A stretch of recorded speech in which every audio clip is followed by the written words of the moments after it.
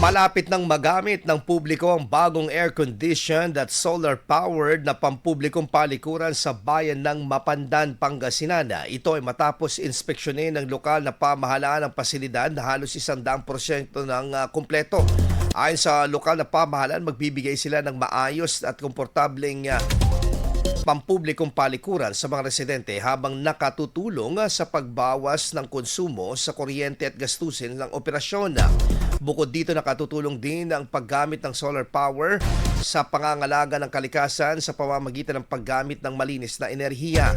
Matatandaan na noong nakaraang taon, nagtayo rin ang bayan ng air-conditioned waiting shed sa barangay poblasyon na nakatutulong sa mga commuters, lalo na sa panahon ng matinding init.